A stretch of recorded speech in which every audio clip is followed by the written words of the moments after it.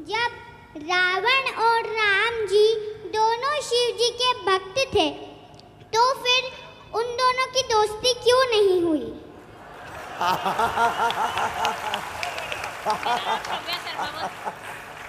आपका नाम क्या है?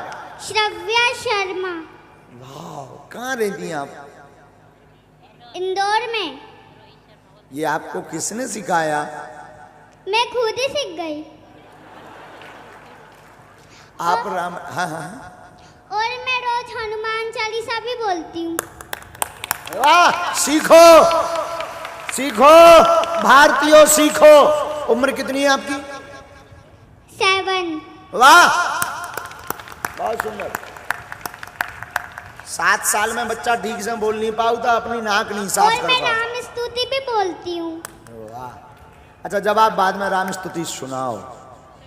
श्री रामचंद्र कृपाल भज मन हरण भवै दारुणम नव कंज लोचन कंज मुख बद कंज बद कंजारुणन कंधर्व अगणित अमित छबिनव नीर नीरज सुंदरम पटपीठ मानव तडित रुचि सुचि नौमि जनक सुतावरम भज दीन बंधु दिनेश दानव दैत्यवंश निकंदनम रघुनंदयानंद कंद कौशल चंद दशरथ नंदनम श्री मुकुट कुंडल तिलक चा उदार अंग विभूषणम आजार भुज सर धर संग्राम इत कर दूषणम इति भजत तुलसीदास शंकर शेष मुनि रंजनम मम दय कंज निवास करु कामादिक दल कंजनम मन जाहि राजौ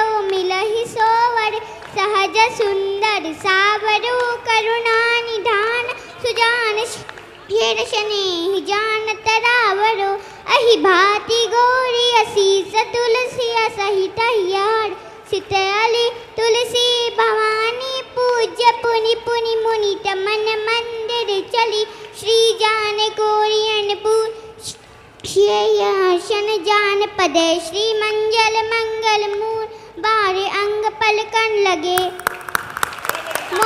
मौसम दीन नदी नहीं था तुम समान रघुवीर अस विचार रघुवंश मणि बच्ची को उठा के लाओ, उठा के लाओ, लाओ लाओ लाओ, उठा के लाओ, उठाओ। गजब, ये प्रतिभा है भैया इंदौर में। वाह,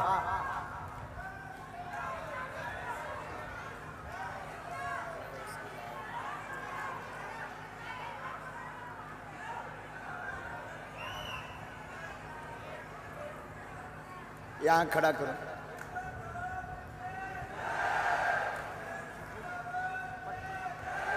इस पर खड़ी हो बेटा।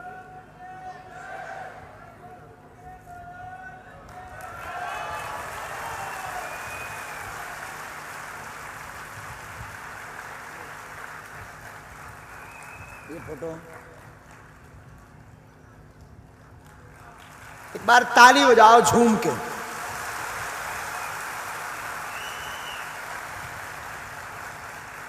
आपके साथ कौन आया? माता जी, पापा मम्मी दोनों? अच्छा, पापा कहाँ हैं आपके? वाह पंडित जी, गजब, बहुत सुंदर संस्कार, बहुत गजब। हम खुश हो गए, हृदय एकदम गदगद हो गया। और ये इंदौर में प्रतिभा है, यही इंदौर की खूबसूरती है। लोगों को लग रहा होगा कि इंदौर की खूबसूरती गार्डन बड़े बड़े मॉलों से है, बड़े बड़े भवनों से है, पर बागेश्वर धाम के दास की दृष्टि में इंदौर की खूबसूरती ऐसी बच्चियों से है।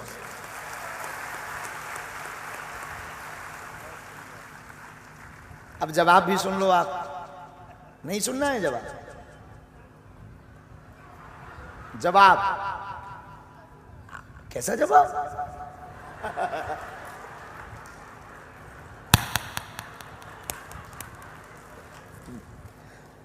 आज क्या खा के आए थे आप? भिंडी की सब्जी। भिंडी की सब्जी? वाह। शंकर जी और रावण दोनों शिव भक्त थे, इसमें कोई संदेह नहीं। बिटिया ने प्रश्न किया कि दोनों में दोस्ती क्यों नहीं हुई। अब इसका तो कहीं शास्त्र में जवाब है नहीं, पुराणों में तो ऐसा लिखा नहीं। शास्त्र में वर्णन आया है कि एक बार भूत भावन महादेव से किसी ने पूछा कि आप सबको सलाह देते हैं, रावण को क्यों नहीं सलाह देते हैं कि राम जी से विरोध ना करें। बोले हम रावण को क्या सलाह दें, रावण इतना विचित्र आदमी है कि वो हमारे सामने आता है तो हंसने लगता है। शंकर जी के सामने जब रावण आता है तो हंसने लगता। बोले विचित्र बात है, तुम उनके गुरु वो तुम्हारे सामने वो हंसने क्यों लगता। बोले हमसे कहने लगता गुरु जी ये थे देखो तुम्हारे तो 5 ही मूड हैं थे तो 10 हैं।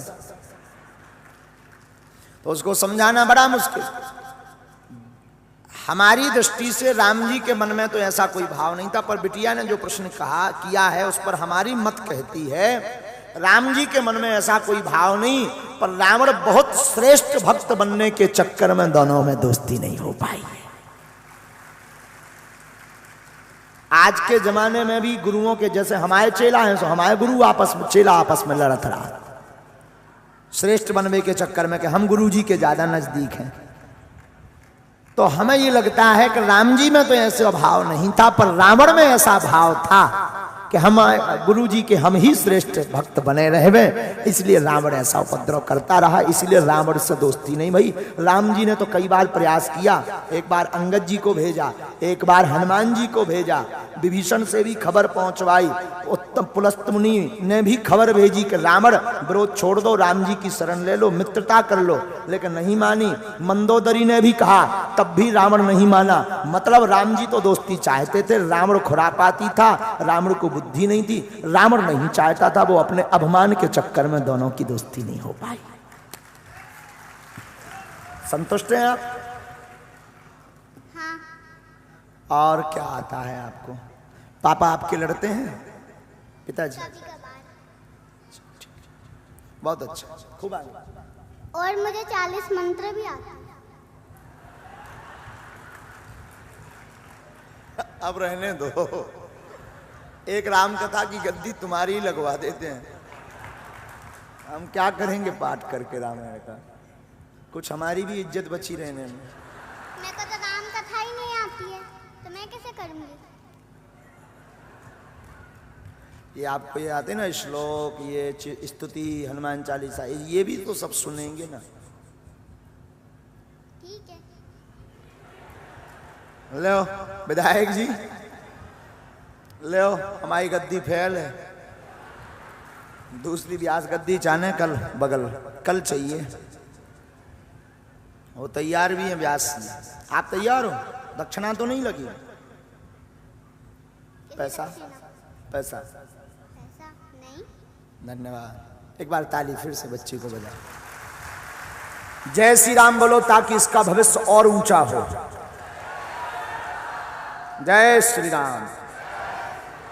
एक लास्ट और अंतिम, एक मिनट, चश्मा वाली बहन जी को दे दो। लो बस फाइनल, इसके बाद कोई प्रश्नोत्तरी नहीं, कल फिर होगी। कल कौन कौन नहीं आएगा दोनों हाथ उठाओ।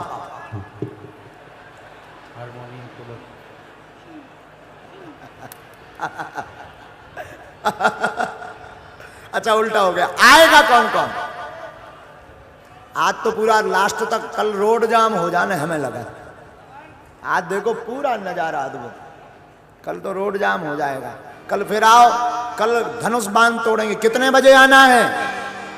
अब कल सीधा 4 बजे आना है, दरबार भी नहीं है, भभूति नहीं। बोलो क्या नाम है आपका? सीताराम गुरुजी। सीताराम जी। मेरा नाम ऋतिका रघुवंशी है। बोलिए। मेरा प्रथम प्रश्न ये है कि आदित्य योग तथा चांडाल योग क्या होता है, तथा मेरा द्वितीय प्रश्न ये है कि यदि परिवार में कोई शांत हो जाता है तो कितनी पीढ़ी तक का तथा कितने दिनों का छूतक माना जाता है? वाह सुंदर प्रश्न। कहाँ से हो आप? इंदौर से। इंदौर से। आदित्य योग और चांडाल योग, ये ज्योतिष में इसका वर्णन आया है। ज्योतिष के अंतर्गत कुंडली में भी चांडाल योग लगता है, कुंडली में भी चांडाल योग लगता है। आदित्य योग और चांडाल योग ग्रह दशा के अनुसार, बीच में मत बोलो, बीच में मत बोलो, ग्रह दशा के अनुसार आदित्य योग और चांडाल दोष लगता है। आदित्य योग कोई दोष नहीं है, आदित्य योग कोई दोष नहीं है, चांडाल जरूर एक दोष है, जो दोष ग्रह दशा के कारण लगता है। इनकी निवृत्ति के लिए आदित्य हृदय स्तोत्रम राम नाम का जप आप कर सकते हैं। आपने दूसरा प्रश्न किया था कि कोई शरीर शांत हो जाए कितनों दिनों तक सूतक मनाना चाहिए, कितने सालों तक और कितने दिनों तक, कितनी पीढ़ियों तक का माना जाता है? कितनी पीढ़ियों तक का। ये कोई त्योहार पर अगर सनातनी हिंदू के घर में कोई शांत हो जाता है तो जब तक उसी त्योहार पर किसी का जन्म ना हो तब तक का केवल उस तिथि का सूतक माना जाता है। और सामान्यतया 13 दिन तक। और अगर कोई घर का कोई विशिष्ट बुजुर्ग अथवा घर का मुखिया शांत हो गया तो मंगल कार्य के लिए 1 साल तक का सूतक शास्त्र विधि अनुसार माना जाता है। मैं सिर्फ श्री राम की महिमा के बारे में बताना चाहती हूँ। श्री राम का जो नाम है उसका मैं आप सबको बताना चाहती हूँ कि श्री राम के नाम में कितनी ताकत है। बोल दो। जैसे आपने बताया है